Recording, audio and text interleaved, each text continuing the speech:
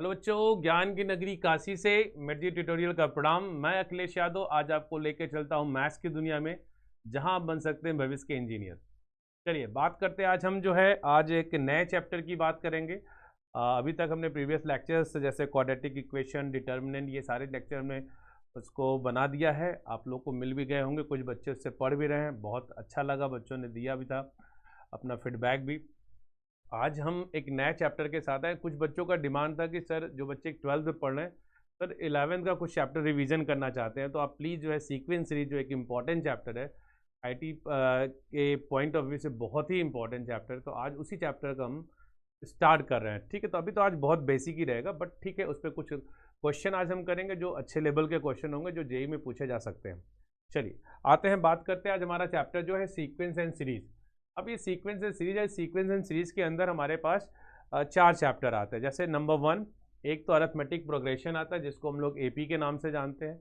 दूसरा आपका geometric progression आता है जिसको हम जीपी के नाम से जानते हैं। और तीसरा हमारा जो होता है हार्मोनिक प्रोग्रेशन आता है जिसको हम एचपी के नाम से जानते हैं। और चौथा हमारा जो होता है स्पेशल सीरीज, जिसमें हमने अभी ये सारी चीज़ें पढ़ी हैं उसको मिक्सअप करके उसमें कैसे हम लोग sum of first n natural terms का सम निकालते हैं, उसमें सिग्मा का कैसे यूज़ करते हैं, डिफरेंस मेथड को कैसे अप्लाई करते हैं, वीएन मेथड कैसे अप्लाई होता है, ये सारी चीज़ें हम लोग उसमें सीखेंगे। तो ये ओवरऑल हमारे इस चैप्टर का पूरा डिस्कस रहा। चलिए, तो पहला चैप्टर इसमें जो हमारा है अरिथमेटिक प्रोग्रेशन है। अब बेसिकली डेफिनेशन वगैरह देखो बच्चों बुक में लिखा रहता है, बट एक मैंने ऐसे लिख दिया है, तो डेफिनेशन नहीं, मेन आपको फोकस करना है कॉन्सेप्ट पे। अब इस डेफिनेशन के अकॉर्डिंग अगर देखा जाए तो an arithmetic progression is a sequence. अब बोला कि अरिथमेटिक प्रोग्रेशन क्या होता है, एक सीक्वेंस होता है whose term is increasing और डिक्रीज, जिसके टर्म क्या होते हैं, इंक्रीज करते हैं या डिक्रीज करते हैं। वो भी बोला है किससे, बाई अ फिक्स्ड नंबर। तो कोई फिक्स नंबर हम ऐड करते हैं या फिक्स नंबर इसमें सब्ट्रैक्ट करते हैं, उसी से बनता है। और उसी फिक्स नंबर को कहा जाता है यहाँ पे कॉमन डिफरेंस, और उस कॉमन डिफरेंस को हम लोग स्मॉल डी से डिनोट करते हैं। ठीक है, तो बात आती है इस चैप्टर की। सबसे पहले हम यहाँ पे जानेंगे कि इसका nth टर्म क्या होता है। अब जैसे देखिए इसमें जो टर्म होते हैं, अब अगर जनरली देखा जाए तो इसके जो टर्म बनाए गए हैं, तो आपका एपी का पहला टर्म ए होता है, फिर ए प्लस डी होता है, फिर इसी तरह से ए प्लस 2d आता है, ए प्लस 3d आता है। सिमिलरली अगर हम इसी तरह से करते जाएंगे तो ये हमारा जाता है a plus n minus 1 into d, ये आता है। और ये हमारा फर्स्ट टर्म हो गया, T1 हो गया, ये हो गया T2 हो गया, ये हमारा T3 हो गया, ये T4 हो गया, लास्ट में हमारा ये जो Tn होता है। यही जो हमारा nth टर्म होता है ना, Tn जो होता है a plus n minus 1 into d, ये हमारा nth टर्म भी होता है। इसको हम लोग कई नाम से, ये 3 in 1 होता है। देखिए इसको हम लोग nth टर्म भी बोलते हैं, इसको हम लोग nth टर्म भी बोलते हैं, इसको हम लोग जनरल टर्म भी बोलते हैं,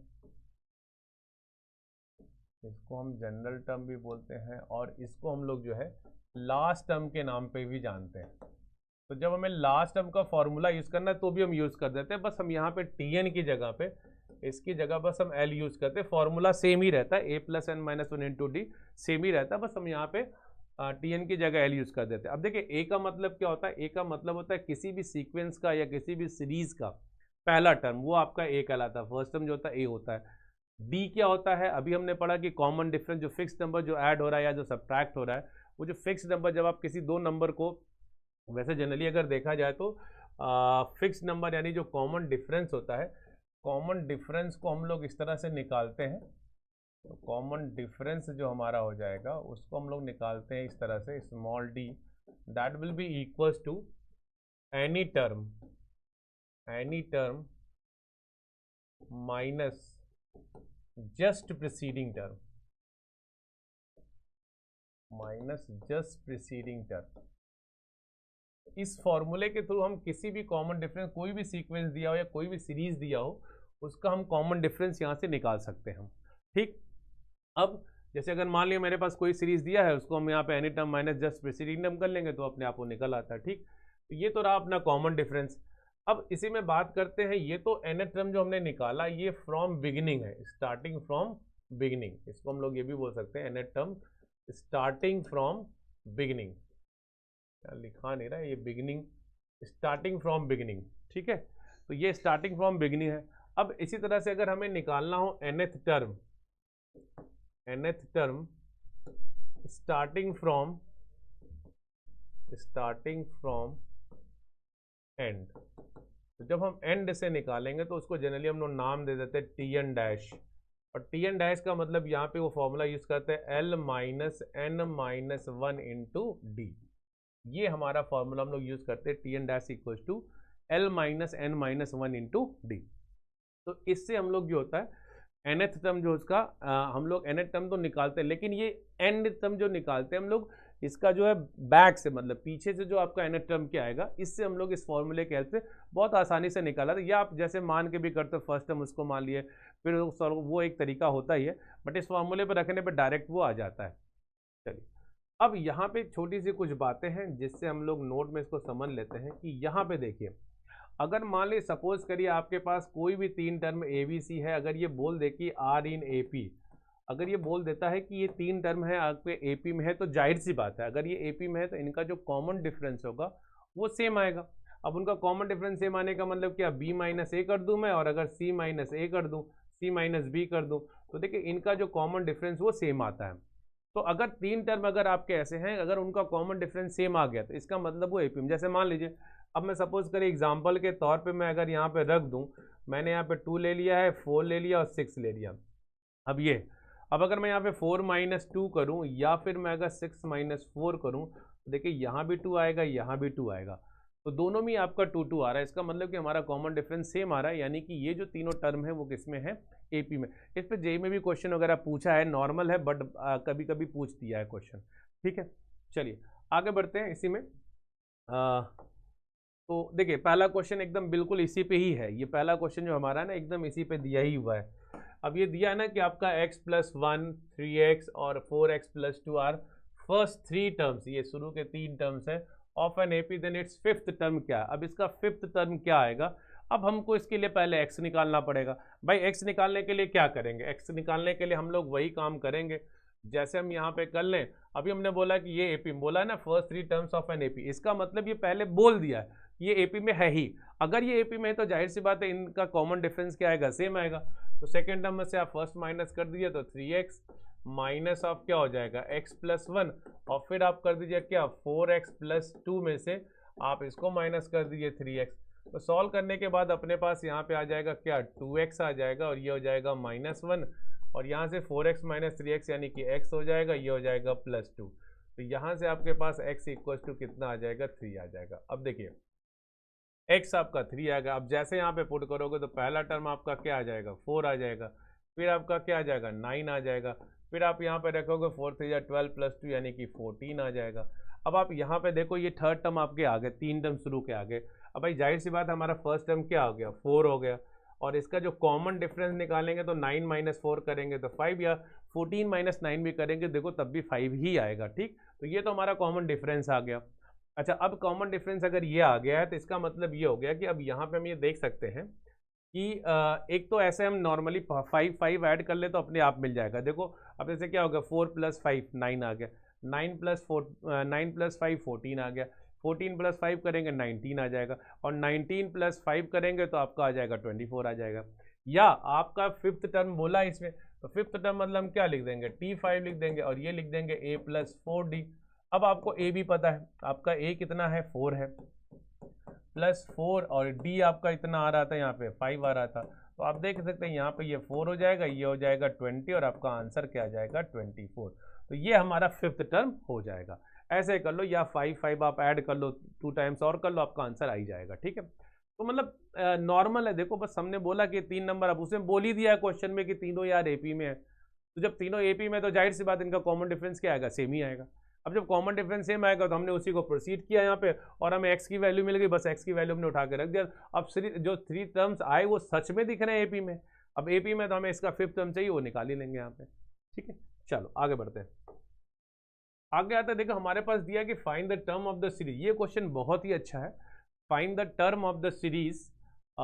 ये सीरीज गिवन है 20, 19 whole 1/4, 18 whole 1/2 and 17 whole 3/4 which is numerically the smallest. अब ये मतलब डैश डैश करके दिया होगा, ठीक है। अब यहाँ पे ये बोला है कि अगर ये विच इज न्यूमेरिकली स्मॉलेस्ट बोला है, यानी इसका सबसे स्मॉलेस्ट वैल्यू हमको क्या चाहिए, तो यार देखो ना, सबसे स्मॉलेस्ट वैल्यू ये तभी मिलेगा जब पहले हम इसका क्या करते हैं, इसका निगेटिव वैल्यू, यानी सबसे पहला निगेटिव वैल्यू हमारा क्या आया होगा।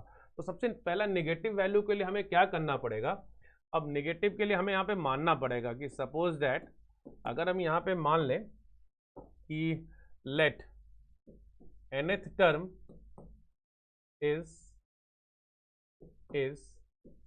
First negative term. अगर मैंने मान लिया कि nth टर्म मेरा फर्स्ट नेगेटिव टर्म है, तो nth टर्म का मतलब tn, और नेगेटिव टर्म का मतलब क्या, tn is less than zero.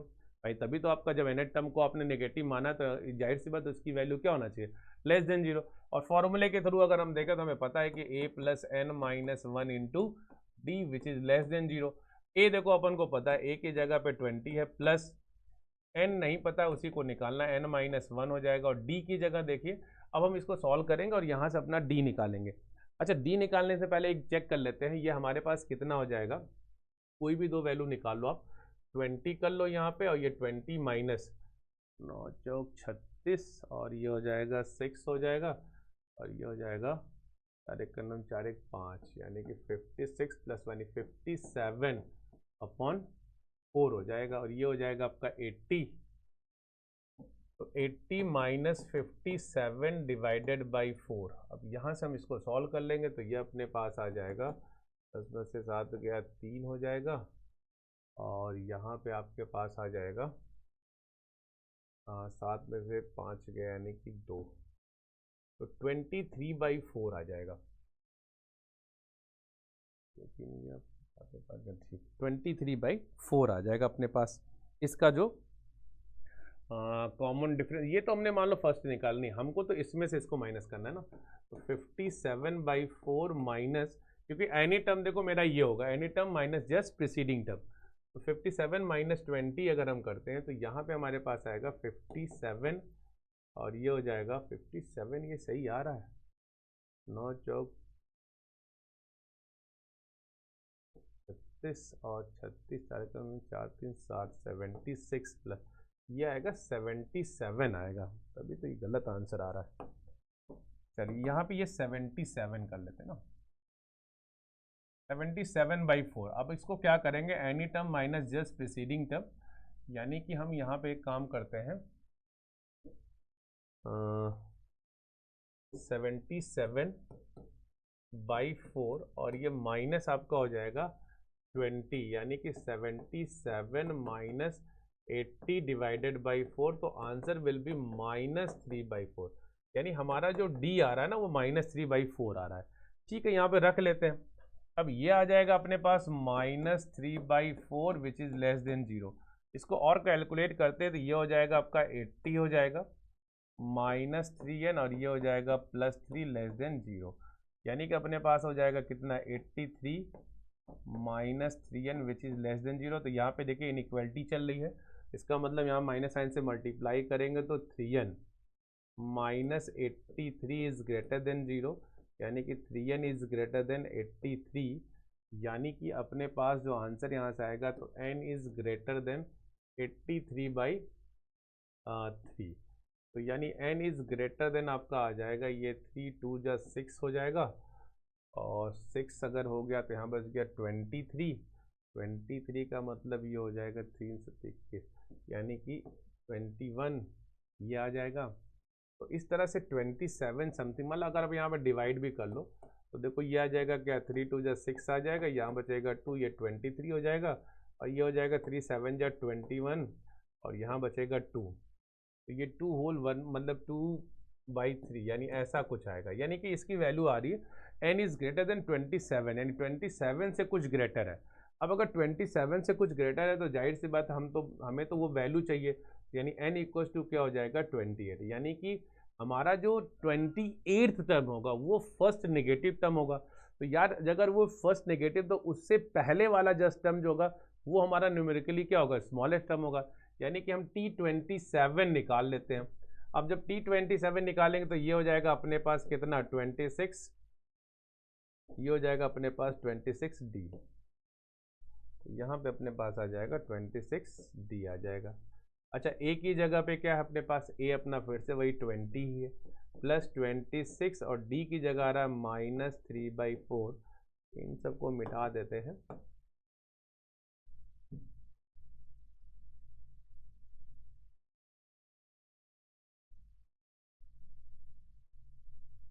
चलिए देखिए अब यहाँ से क्या हो जाएगा, तो इसको जब हम सॉल्व करेंगे तो ये आ जाएगा अपने पास,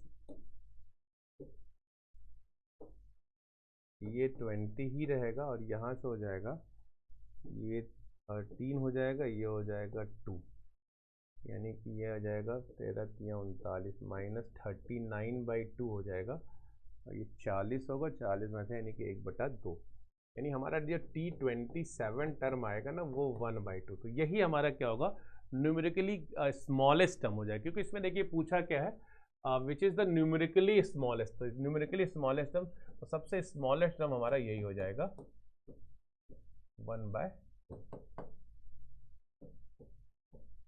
चलिए देखिए, तो ये जब इस तरह के क्वेश्चन आएंगे ना तो पहले आपको यही करना पड़ेगा, आपको पहले सबसे जो नेगेटिव टर्म है फर्स्ट उसको मानना पड़ेगा, let T n be less than 0, यानी हमारा जो एन टर्म सबसे मतलब नेगेटिव टर्म होगा, सबसे पहला नेगेटिव।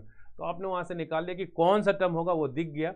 अब चूंकि यहाँ पे ना ये एन ग्रेटर देन इक्वल है, तो हम जब भी कोई वैल्यू लेते हैं ना कौन सा टर्म, तो वहाँ पे हम इंटीजर लेते थे, इसीलिए हमको यहाँ पे 27 से जस्ट ग्रेटर क्या आएगा, 28 आएगा। तो 28th टर्म जो हमारा होगा वो हमारा फर्स्ट नेगेटिव टर्म होगा, लेकिन वो हमारा न्यूमेरिकली स्मॉलेस्ट टर्म नहीं होगा।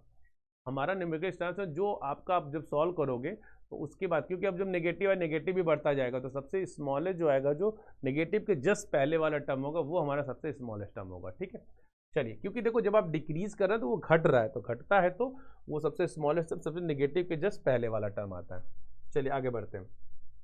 अगला देखिए, if the nth term of an AP is 1/n and the nth term of n is 1/m, then find the mnth term of an AP। देखिए इस तरह के क्वेश्चन में हम करते क्या है, अब आप यहाँ पे देख सकते हो इस तरह के क्वेश्चन में, जैसे सबसे पहले हम लोग एक काम करते हैं, यहाँ पे according to condition nth term बोला है, nth term of an AP। nth term of an AP का मतलब क्या हो गया, इसका मतलब हो गया कि आपके पास a प्लस n माइनस, दोनों nth नहीं होगा, ये आई थिंक mth होगा, हाँ mth टर्म का मतलब फिर यहाँ हो जाएगा क्या, a plus m-1 into D, और ये हो गया mnth टर्म हमारा दिया क्या 1/n, तो इसको इक्वेशन नंबर 1 मान लेते हैं।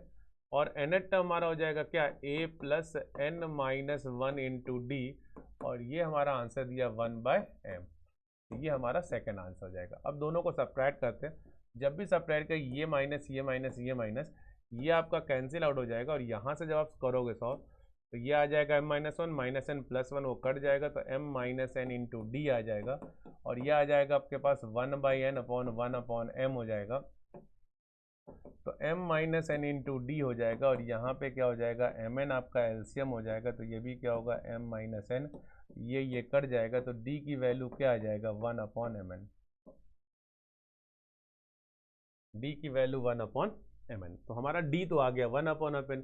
फिर यहाँ पे रख देते हैं, यहाँ पे रखेंगे, अगर हम इस वैल्यू को रख के देखते हैं यहाँ से क्या आता है, तो अगर मेरे पास d आ रहा तो यानी ये तो a ही रहेगा, और यहाँ पे आपका क्या हो जाएगा m-1, और d की जगह मैं रख दे रहा हूँ 1/mn, which is equal to क्या 1/n। इसको और अच्छे से जब हम सॉल्व करेंगे तो a हो जाएगा, यहाँ से mm भी कट जाएगा, आपके पास आया क्या 1/n हो जाएगा, और यहाँ से आ जाएगा -1/mn इक्वल टू 1/n, ये और ये काट देंगे तो a इक्वल टू क्या हो जाएगा 1/mn।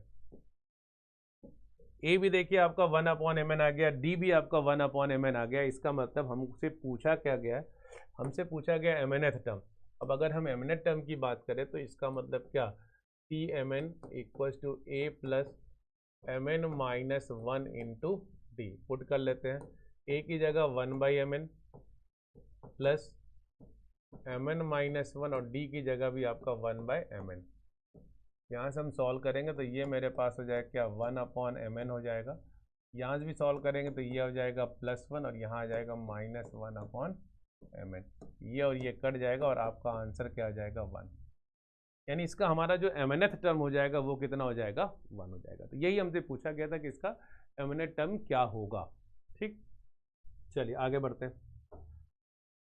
अगला क्वेश्चन देखिए हमारे पास दिया, if mod x minus 1 3 and mod x minus 3 are the first three terms of an increasing AP. अब देखिए यहाँ पे इंक्रीजिंग डिक्रीजिंग की बात करा तो increasing AP, then find the six term of an AP, इसका सिक्स टर्म हमें बताना है और इंक्रीजिंग। अब देखो बेटा, अब ये क्वेश्चन एक्चुअली है क्या, इसमें तो मॉड लग गया है। जब क्वेश्चंस में मॉड लग जाते हैं ना तो हमको उसके अकॉर्डिंग चलना पड़ेगा। हालांकि यहाँ पे अब ये 3 नंबर है तो देखो पहली वाली बात आ गई जो मैंने भी शुरू में बताया था कि जब 3 नंबर आपके एपी में होते हैं तो हम क्या करते हैं, तो हमें पता होता है कि उनका जो कॉमन डिफरेंस होता है वो सेम होता है, तो काम तो वही करेंगे। बट यहाँ पे मॉड एक देखो ये भी मॉड में ये भी मॉड है, तो हमें यहाँ पे केसेस लेके बस करना पड़ेगा। जैसे केस नंबर हमें ये बनाना पड़ेगा कि अगर x की वैल्यू लेस देन 1 हुई तो ये तो देखो आपका क्या हो जाएगा, तब बाहर आएगा तो क्या होगा, माइनस ऑफ x माइनस 1 हो जाएगा, तो ये तो एज इट इज 3 रहेगा, ये भी आपका माइनस ऑफ x माइनस 3, यानी ये हो जाएगा 1 माइनस एक्स और ये आपका 3 हो जाएगा, ये हो जाएगा 3 minus x are in A P. अब हम यहाँ पे इसको अप्लाई कर सकते हैं। अब इसको सॉल्व करेंगे तो क्या करेंगे, तो 3 माइनस 1 माइनस एक्स और ये हो जाएगा 3 माइनस एक्स माइनस 3 तो यहाँ हो जाएगा 3 minus 1 plus x 3 minus x minus 3, तो ये कट जाएगा और यहाँ हो जाएगा क्या आपका x प्लस 2 हो जाएगा और यहाँ हो जाएगा माइनस एक्स, तो यानी कि 2x इक्वल्स टू क्या हो जाएगा, -2, तो x की वैल्यू आपकी आ जाएगी -1। सही है, ये चेक कर लेते हैं। अगर x की वैल्यू अपने पास -1 आ रही है, इसका मतलब क्या हुआ, अगर इसकी वैल्यू -1 आ रही है तो हमको अब यहाँ पे ध्यान से ये देखना पड़ेगा कि ये सही है कि नहीं सही है, क्योंकि उसी के अकॉर्डिंग फिर हमारी एक बार चेक कर लेते हैं फिर से। नेगेटिव है तो ये भी नेगेटिव, सही है। 1 माइनस ठीक है, सही है, चलिए x माइनस 1 सही आएगा वो। अब अगर हम यहाँ पे -1 रखते हैं तो हमारी जो पहली एपी बनेगी -1 यानी -2, बट मॉड है तो पहली एपी हमारी क्या हो जाएगी, 2 हो जाएगी और ये तो 3 रहेगा ही रहेगा। और ये देखिए जब आप यहाँ पे -1 रखेंगे तो -4 आएगा, लेकिन आपका ये 4। अब देखिए ये इंक्रीजिंग एक ही आपकी लग रही है, क्यों, क्योंकि देखिए 2 3 4 ऐसे बढ़ रहा है, तो भाई जाहिर सी बात आप ऐसे फील कर सकते हो ये हमारा फर्स्ट टर्म है, सेकेंड टर्म है, ये थर्ड टर्म है, हमसे पूछा गया क्या, सिक्स टर्म, तो यानी कि इसका अगर हम 6 टर्म पढ़ेंगे तो एक टर्म ज़्यादा, क्योंकि देखो सेकेंड टर्म आप ले रहे हो ना, इसका फर्स्ट टर्म 2 है, सेकेंड टर्म क्या है 3, एक ज़्यादा आ रहा है। या आप ऐसे भी निकाल सकते हो, ये तो वैसे हम लोग डायरेक्ट कर लिए, चूंकि अब आपको यहाँ जब वैल्यू रखोगे तो आपको फर्स्ट टर्म सेकंड टर्म सब पता ही है, तो आप यहाँ से भी अगर T6 निकालोगे तो आएगा क्या, a प्लस 5d आ जाएगा। अब a आपका कितना दिया है, 2 दिया है, प्लस 5 इंटू डी आपका कितना आ जाएगा, 1 आ जाएगा, तब भी तो देखिए 2 प्लस 5 आंसर कितना आ जाएगा, 7 आ जाएगा आपका। ठीक है, चलिए आगे बढ़ते हैं। अगला हमारा केस नंबर, अगर हम 2 की बात करें, कि अगर हमारा x जो होता है वो 1 और 3 के बीच में आता है, 1 और 3 के बीच में आएगा तो ये तो मान लीजिए आपका 1 से बड़ा 3 का ये पॉजिटिव आएगा, लेकिन ये अभी भी नेगेटिव आएगा, तो ये तो आपका फिर से आपका पॉजिटिव आ गया, ये आपका पॉजिटिव आ गया, तो यानी ये तो हो जाएगा आपका x माइनस 1 ही रहेगा, ये 3 रहेगा, लेकिन ये फिर से आपका माइनस आएगा तो माइनस इस तरह, यानी कि इसको हम लोग लिख सकते हैं 3 माइनस एक्स। अब ये भी देखो एपी में है, इसका मतलब हम क्या करेंगे, यहाँ भी करेंगे 3 माइनस ऑफ एक्स माइनस 1 और 3 माइनस एक्स माइनस 3, ये आपके पास हो जाएगा 3 माइनस एक्स प्लस 1 और यहाँ पे 3 3 फिर से कट जाएगा, माइनस एक्स आएगा, माइनस एक्स भी कट जाएगा और यहाँ से आ जाएगा 2 इक्वल्स टू 1 आएगा, जो कि एब्सर्ड है, तो ये तो पॉसिबल ही नहीं हो पाएगा, नॉट पॉसिबल, यहाँ से तो पॉसिबल ही नहीं है। ठीक, यहाँ तो पॉसिबल ही नहीं है। चलिए आते हैं नेक्स्ट केस पे आते हैं, 3 प्लस 1 यानी ये 4 हो जाएगा, 4 इक्वल्स टू, क्योंकि यहाँ पे देखिए आपका 4 आ जाएगा, ये तो फिर आप जब इसको इधर ला के शिफ्ट कर दोगे तो 0 हो जाएगा, तो 4 इक्वल्स टू 0, तो ये तो पॉसिबल ही नहीं है, क्योंकि अगर आपका ये 4 इक्वल्स टू 0 आ गया तो इसका क्या मतलब हुआ, यानी x की वैल्यू 0 हो गई। अब यहाँ तो ये पॉसिबल ही नहीं पाएगा, देखते हैं एक बार फिर से, x माइनस 1 3 और 3 माइनस एक्स, यही अपना आया है x माइनस 1 3 और 3 माइनस एक्स, और अगर हम इसे सॉल्व भी करते हैं तो 3 माइनस एक्स, यानी ये तो 4 माइनस एक्स प्लस 4 हो जाएगा, और 3x minus x, 3 minus x ये कट जाएगा, ये भी 3 कट जाएगा, यहाँ बचेगा माइनस कट जाएगा, 4 इक्वल टू 0।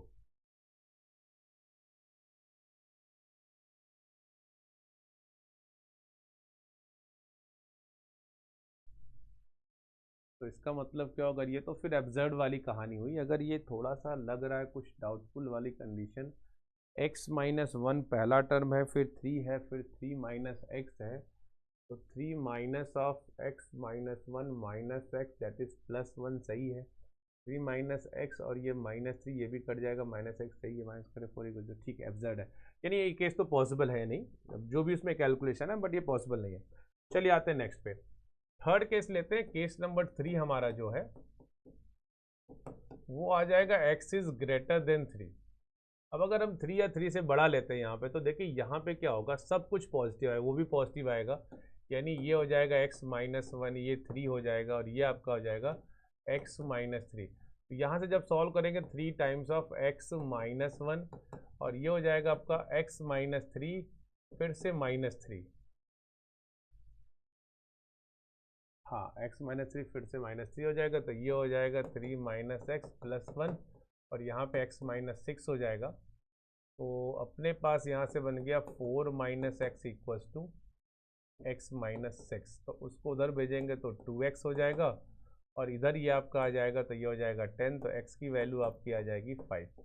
अच्छा, अगर x की वैल्यू 5 आ गई तो हम वहाँ पे अगर पुट करते हैं तो 5 यानी कि पहला टर्म हमारा कितना आ जाएगा, 4 आ जाएगा, फिर 3 आ जाएगा, यहाँ 5 रखें 2, तो ये देखिए डिक्रीजिंग आपका बन रहा है, डिक्रीजिंग एपी। तो हमें तो ये निकालना नहीं, हमसे तो देखो हमारा आंसर तो फाइनल यही हो चुका है, क्योंकि हमसे बोला था ना कि इंक्रीजिंग, देखिए यहाँ पे बोला ना इंक्रीजिंग एपी, तो ये तो बस हम लोगों ने केस निकाल के देख लिया कि कहीं ऐसा नहीं यहाँ भी तो कुछ बन रहा है, तो इसमें तो अब्जर्ड आ गया, ये तो पॉसिबल ही नहीं है। और इसमें भी देखिए एक्स की वैल्यू 5 आ रही है, लेकिन जब हम यहाँ पे वैल्यू पुट कर रहे हैं, पुट करने के बाद जो हमारी सीरीज बन रही है, जो हमारा यहाँ पे सीक्वेंस बन भी रहा है, वो क्या आ रहा है आपका डिक्रीजिंग, तो डिक्रीजिंग का हमें निकालना है, तो हमें निकालना क्या, इंक्रीजिंग का था, ठीक है।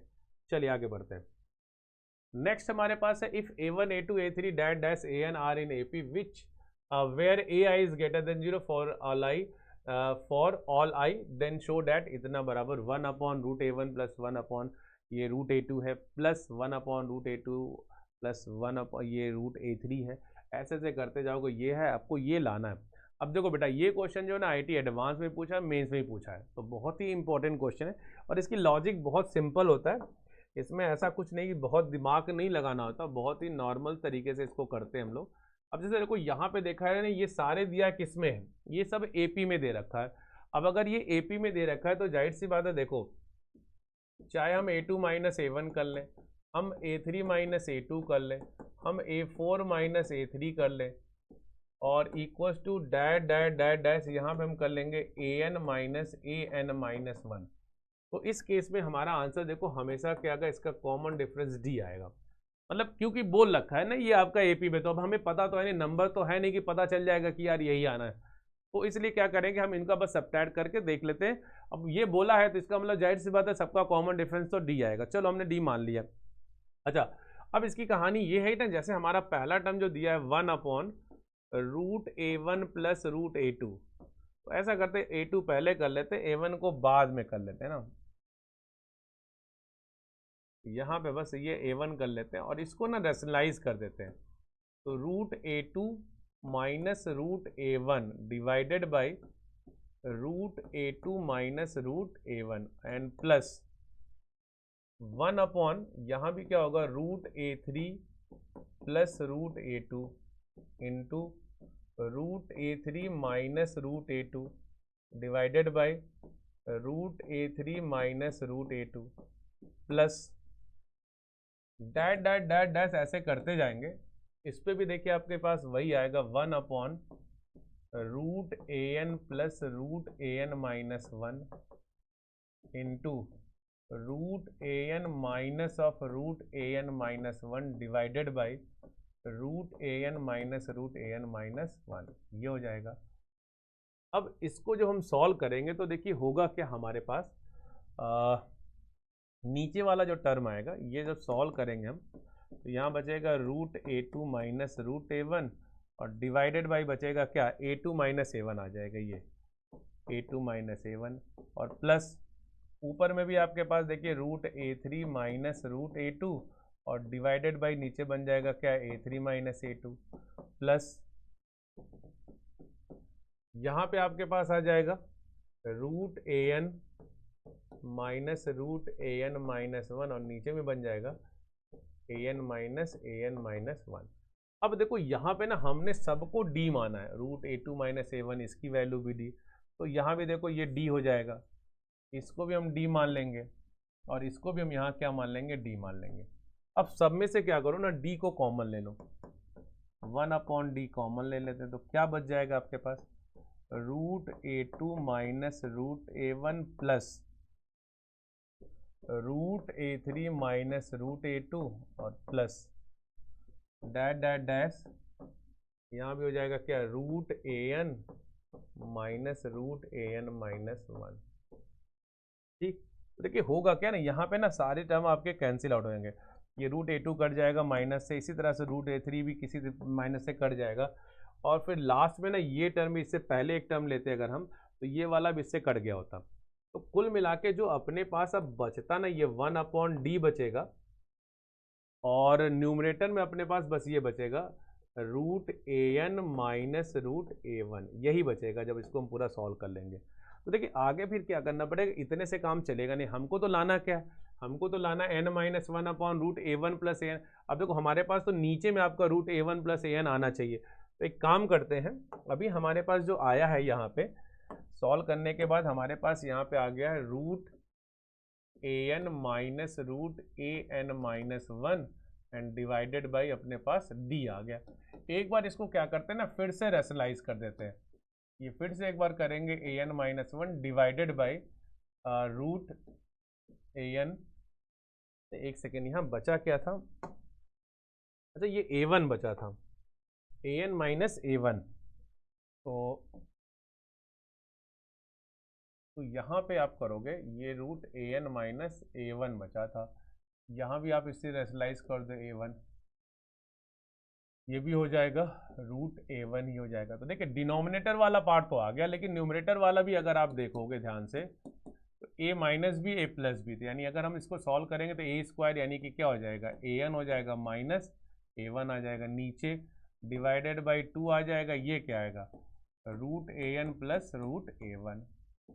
तो अब आप देखो यहाँ पे ना ए एन का मतलब ना ये nth टर्म है, ए एन का मतलब क्या, ये nth टर्म है, तो nth टर्म क्या हो जाएगा ए प्लस एन माइन, ए की जगह बस ना ए वन रखेंगे, ए वन प्लस, क्योंकि ना पहला टर्म आप देखोगे ध्यान से तो हमारा पहला टर्म यहाँ पे ना ए वन ही है, इसलिए हम वहाँ पे ए वन ही रखेंगे। ठीक है, a one plus n minus one into d हो जाएगा minus a one divided by root a one plus, और ये डी आपका है यहाँ पे root a one plus root a N.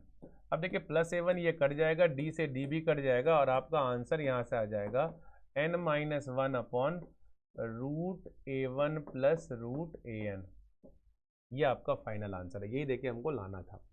ठीक है, यही हमको लाना था यहाँ पे, ये सॉल्व करके यही लाना था, n minus one upon root a one plus a n minus one. ठीक, ये देखिए n minus one upon root a one plus root a, यही हमें लाना था। ठीक है, तो बस आज के लिए हम इतना ही लेक्चर रखते हैं, और ये जो मैंने भी स्टार्ट किया है, ये सीक्वेंस सीरीज बहुत ही इंपॉर्टेंट चैप्टर आईटी के पॉइंट ऑफ व्यू से, अभी हम इसमें धीरे धीरे अच्छे लेवल का और क्वेश्चन करेंगे।